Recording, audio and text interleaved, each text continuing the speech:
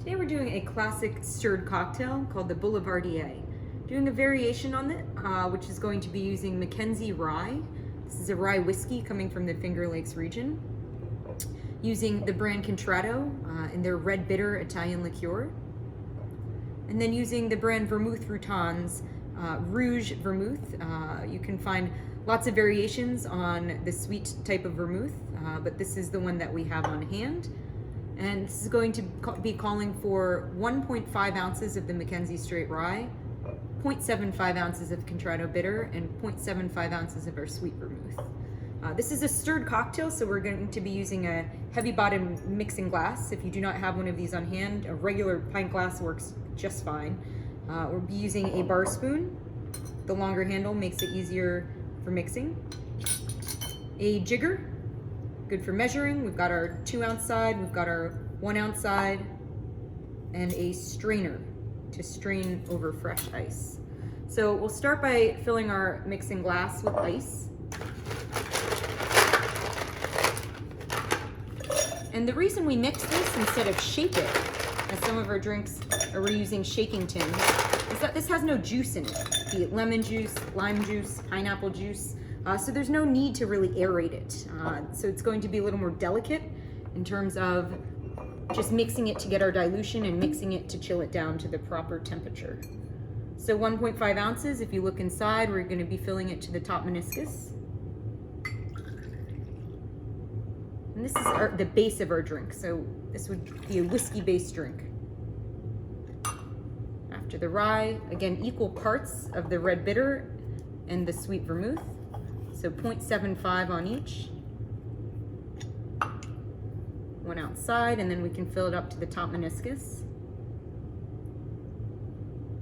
Vermouth is wine-based too, so after you crack open your bottle, to lengthen its shelf life, you want to keep it cold, keep it refrigerated. That way you can enjoy it for a lot longer. Whereas your Italian red bitter, it's a distilled liqueur. You do not need to do the same for this. It's got a shelf-stable life, much like your whiskey. So we're gonna want to get in there and give it a really nice stir. We can actually top it off with a little more ice. We really want to get a good dilution on this because, as you saw, it's largely booze. So we want to make sure that we chill it down just right. So a bar spoon is good for navigating this, especially if you're going to be stirring a lot. Works better than just a regular old kitchen spoon. And the trick to a lot of these stirred drinks is stir it till you think you're done and then stir it for a little longer.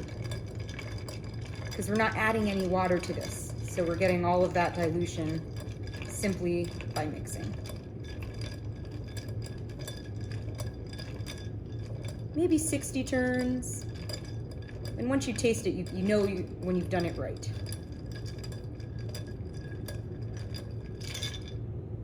So here's another key too.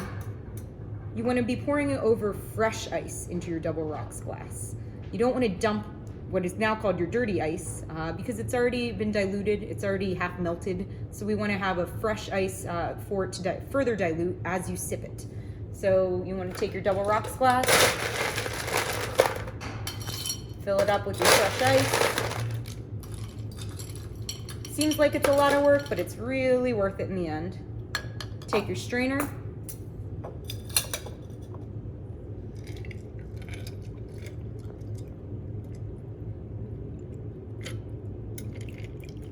Now, garnish. Garnish is not just for looks.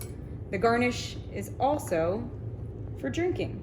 So you want to take, if you don't have a peeler, like a vegetable peeler, you can use a regular old knife.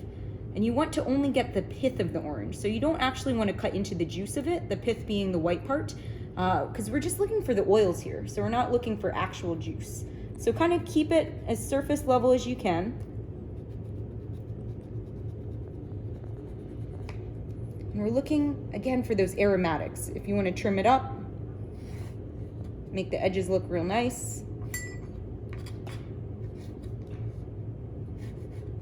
And then you express it. So expressing it, you're going to take, again, kind of the skin side out.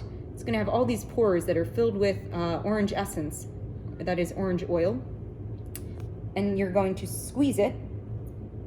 See? Get a nice spray of the oils, and then you can take it, rub it around the edge.